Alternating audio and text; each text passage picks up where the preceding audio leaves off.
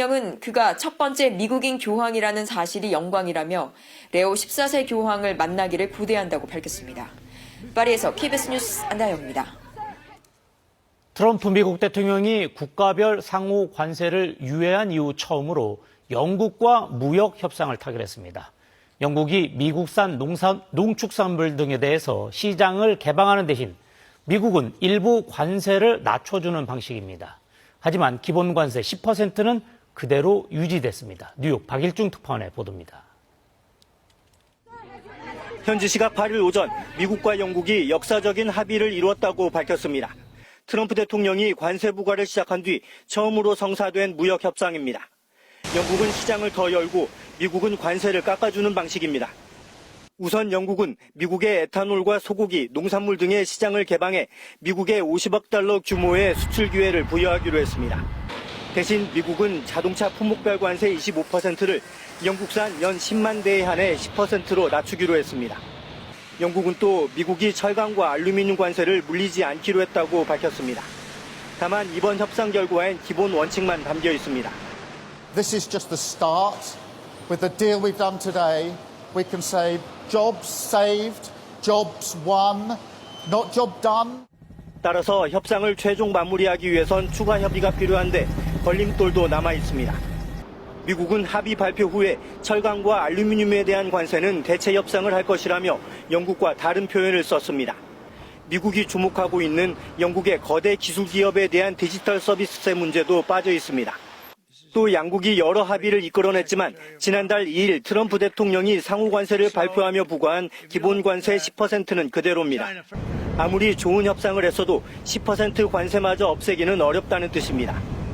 중국과의 협상과 관련해 트럼프 대통령은 이번 주 토요일 실질적인 협의가 있을 거라며 협의가 잘 되면 관세를 낮출 수도 있다고 말했습니다.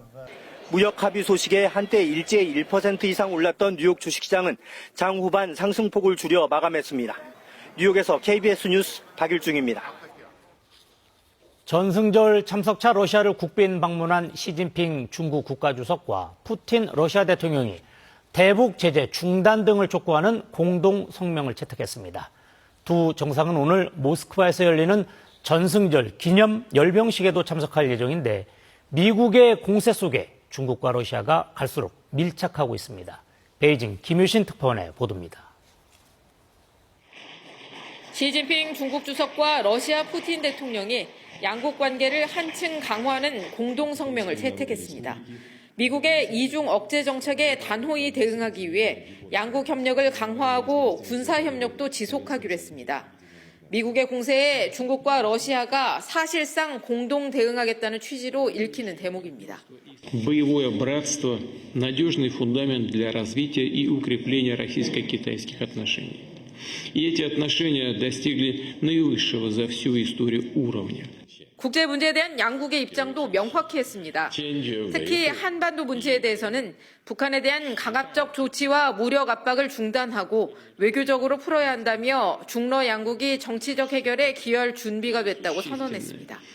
또 우크라이나 평화를 위한 노력을 지지하지만 장기적으로 분쟁을 해결하기 위해서는 근본 원인을 제거할 필요가 있다고 강조했습니다. 全面协作，为促进两国发展振兴，维护国际公平正义，做出新的更大的贡献。 정상회담을 포함해서 7시간 넘게 만난 두 정상은 관세 등 민감한 사안도 논의했고 에너지와 무역, 관광 등의 분야에서도 적극 협력하기로 했습니다. 오늘 러시아의 제2차 세계대전 승리 기념일인 전승절 80주년 열병식엔 푸틴 대통령과 시 주석이 나란히 참석합니다. 북한에서는 대사급이 참석하는데 다음 달 김정은 위원장이 따로 러시아를 찾아 1대1 회담을 벌일 가능성이 제기됩니다. 베이징에서 KBS 뉴스 김효신입니다. 인도와 파키스탄의 군사적 충돌이 계속되고 있습니다. 양국은 미사일과 드론 공격을 주고받고 있는데 상황이 더욱 악화되고 있습니다. 박석호 기자입니다. 인도령 카슈미르 상공에서 밤새 포탄 소리가 이어집니다. 모든 불을 끄는 등화 관제로 암흑천지가 된 도심에서는 쉴 새 없이 공습 경보가 울립니다.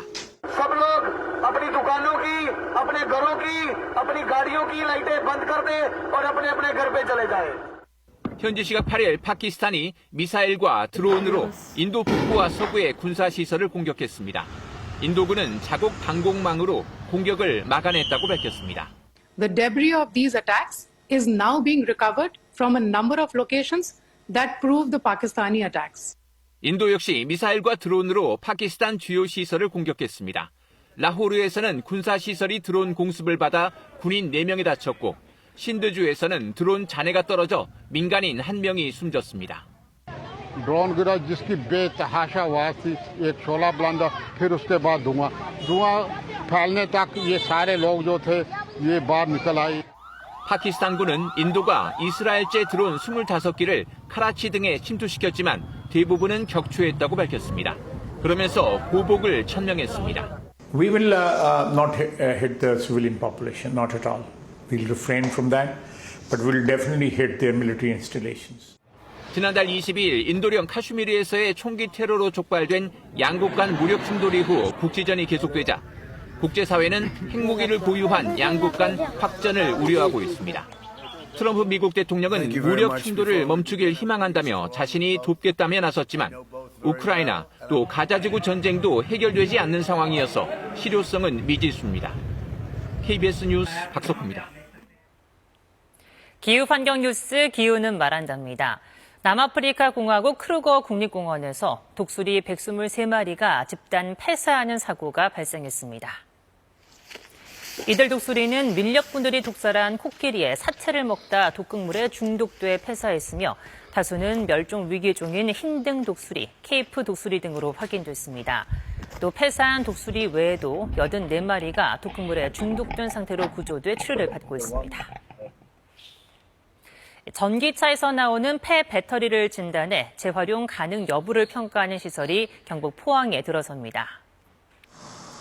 환경부와 포항시는 올해 말까지 총 334억 원을 들여 하루 150대, 연간 3만 대 이상의 배터리 진단이 가능한 전기차 사용 후 배터리 인라인 자동 평가센터를 건립할 예정입니다.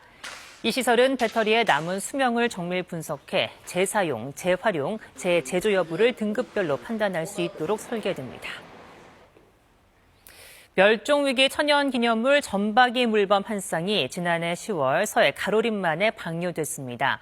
위치 추적을 해봤더니 신의주까지 신호가 포착되는 등 자연 생태계에 건강하게 적응한 것으로 나타났습니다. 성용희 기자입니다. 철장이 열리자 주저없이 바다로 뛰어드는 물범. 다른 한 마리도 곧이어 헤엄치기 시작합니다. 지난해 10월 서해 가로림만에 방류된 점박이 물범 한 쌍입니다. 2023년과 지난해 봄 동해안에서 탈진 상태로 구조된 뒤 야생 적응 훈련을 거쳐 방류된 겁니다. 바다로 돌아간 지 7개월, 물범들은 어떻게 됐을까? 수컷인 봄은 태안 앞바다를 거쳐 열흘 만에 북방 한계선에 다다랐고 한 달 뒤엔 400km 떨어진 북한 신의주에서 신호가 포착됐습니다. 암컷 양양은 방류 이틀 뒤 제부도 인근에서 신호가 잡혔고 이튿날 인천 덕적도에 도착한 뒤 서해 먼바다로 진출했습니다. 이후 신호가 끊겼지만 추적장치 배터리가 소진됐거나 활동 과정에서 손상된 것으로 추정됩니다. 이제 원래 살던 곳으로 이제 이동할 수 있다는 게 확인이 됐고 충분히 그 야생에 잘 적응했다고 판단을 했습니다. 두 물범이 엇갈린 동선을 보인 것은 서로 다른 무리에 섞여 들어갔기 때문으로 분석됩니다. 이곳 가로림만에는 점박이 물범 10여 마리가 서식 중인 것으로 추정됩니다. 회유성 동물임을 감안하면 두 물범이 가로림만에서 재회할 가능성도 높아 보입니다. 가로림만의 생물 다양성이 높기 때문에 먹이원이 풍부해서 점박이 물범이 서식하기에 좋은 조건이라고 생각을 합니다. 건강하게 야생으로 돌아간 점박이 물범들. 위치 추적 자료는 물범 생태 연구와 서식지 보존에 활용될 계획입니다. KBS 뉴스 성용입니다. 이 시각 주요 뉴스입니다. 국민의힘이 오늘 오후 김문수 대선 후보와 한덕수 무소속 예비후보의 단일화를 위한 여론조사 결과를 공개하기로 예고한 가운데 이 문제를 논의하기 위해서 닷새째 의원 총회를 열었습니다. 더불어민주당 이재명 대선 후보는 오늘부터 1박 2일 일정으로 경북 지역에서 3차 경청 투어를 시작했습니다. 이재명 민주당 대선 후보의 파기환송심 논란과 관련해 전국 법관 대표 회의가 열립니다. 대법원의 이 후보 판결에 대한 정치적 중립과 사법부 신뢰 훼손 문제가 다뤄질 것으로 보이는데 구체적인 회의 일정과 장소는 아직 결정되지 않았습니다. 현재 65세인 노인의 나이 기준을 70세로 높이자는 전문가들의 제안이 나왔습니다. 정부 주도로 논의를 이어온 전문가들은 기대 수명 등을 고려할 때 노인 나이는 70세가 적정하다며 지하철 무임 승차 같은 경로 우대 제도는 물론 연금 가입 연령과 수급 연령도 단계적으로 올리자고 제안했습니다. 콘클라베 이틀 만인 오늘 새벽 새 교황으로 미국 출신의 프레보스트 추기경이 선출됐습니다. 미국인이 교황에 오른 건 이번이 처음인데 레오 14세라는 이름을 택한 새 교황은 모두에게 평화가 있기를 바란다는 첫 메시지를 냈습니다. 지금까지 주요 뉴스였습니다.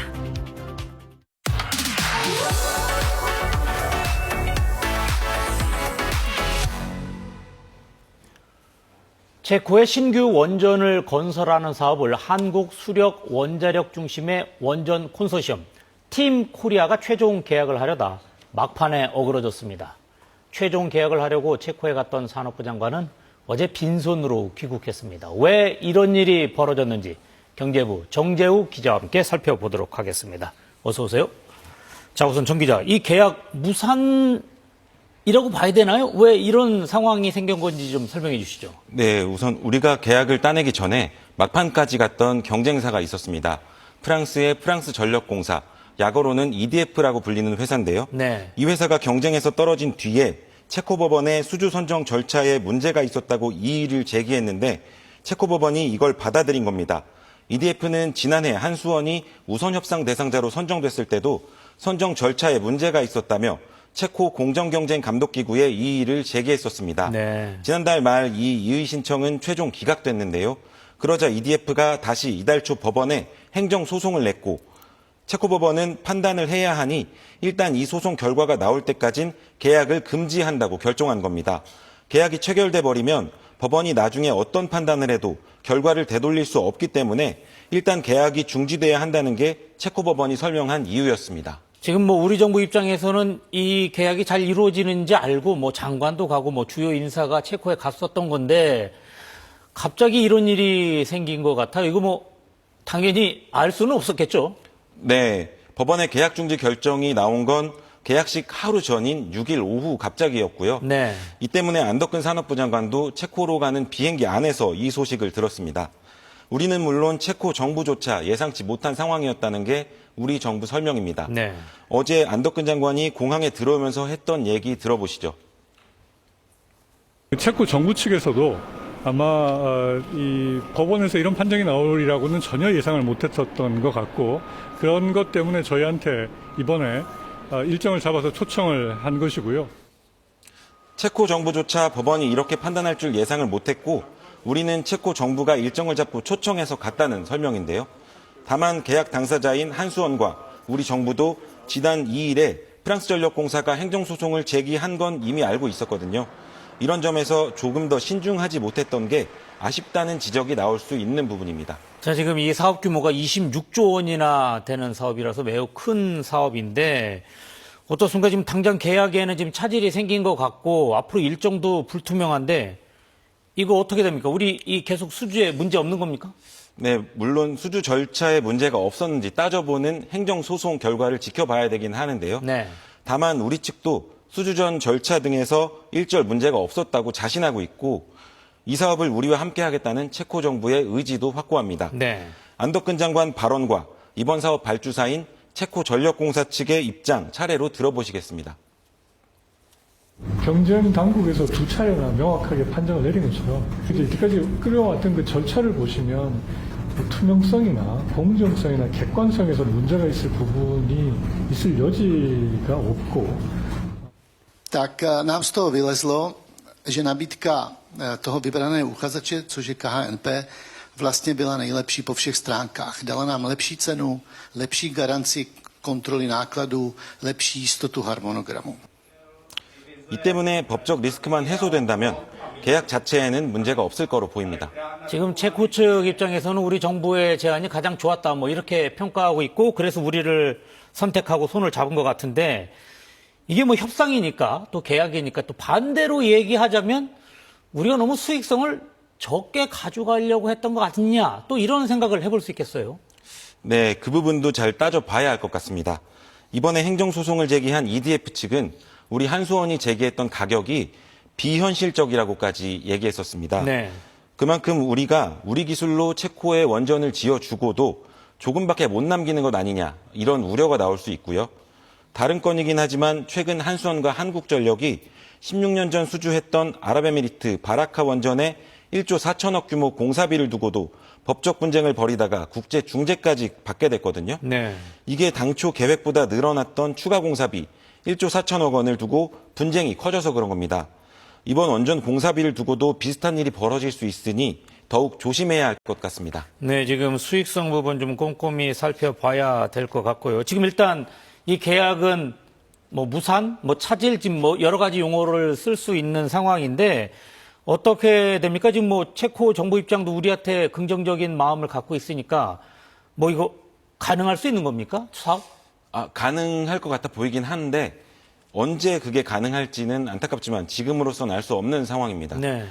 이제 법원 행정소송 결과를 지켜봐야 되는데요. 다만 체코 입장에서도 지연될수록 비용이 커질 수 있어서 지연시킬 이유가 없는 상황이라고 우리 정부는 설명했습니다. 네. 이 때문에 발주사인 체코전력공사는 법원 결정에 반발해 항고하는 등 법적 대응에 나섰고 체코 정부는 가처분 문제가 해결되면 바로 원전 수주를 계약할 수 있도록 승인하기로 했습니다. 네. My nicméně s korejskými kolegy pokračujeme v přípravě projektu tak, abychom ho co nejdříve mohli uvést v život. 우리 측도 법적 분쟁에 대한 지원에 최선을 다하기로 한 만큼 일단 법원 판단을 기다려봐야 할 것 같습니다. 네, 알겠습니다. 여기까지 듣도록 하겠습니다. 지금까지 정재욱 기자와 함께했습니다. 고맙습니다. 2021년부터 3년간 5천만 캔 넘게 팔리며 수제 맥주 열풍을 불고 왔던 곰표 밀맥주 아실 겁니다. 이 맥주를 개발해서 판매했던 중소기업이 최근 파산 위기에 놓였는데요. 곰표의 상표 주인 대한제분과 주류업체 사이에 무슨 일이 있었던 건지 송명희 기자가 보도합니다. 곰표 밀맥주를 개발한 건 중소기업 세븐브로입니다. 대한제분의 제안으로 상표 계약을 한 뒤 개발에만 반년이 걸렸습니다. 밀맥주인데 사용된 효모가 세종이라는 효모예요. 수제 맥주로서는 이렇게 성공한 게 처음이었고. 1년 뒤 상표 로열티만 받던 대한제분이 계약 내용을 바꾸자고 합니다. 변경 계약서엔 수출용 맥주를 대한제분에 납품해야 한다는 조항이 추가됐습니다. 1차 계약은 라이선스 계약이 맞다라고 보여지고요. 두 번째 계약에서는 세븐브로한테 위탁을 하고 제조 위탁을 하고 납품을 해달라고 하는 행위였기 때문에 이것은 전형적인 하도급 계약으로 보여집니다. 세븐브로이는 수출업을 넘긴 뒤에도 대한제분의 수출 업무를 지원해야 했고 거래처 명단과 영업비밀인 맥주 레시피를 달라는 요구를 거절하지 못했습니다. 어떻게든지 대한제분하고 유기적으로 장기간 우리가 생산할 수 있을까. 하지만 계약 갱신 때가 되자 대한제분은 경쟁 입찰을 제안한 뒤 새 상표 사용자로 다른 주류업체를 선정합니다. 하도급법 위반 가능성이 제기됩니다. 배합 비율이라든지 이런 부분들이 포함이 되어 있었기 때문에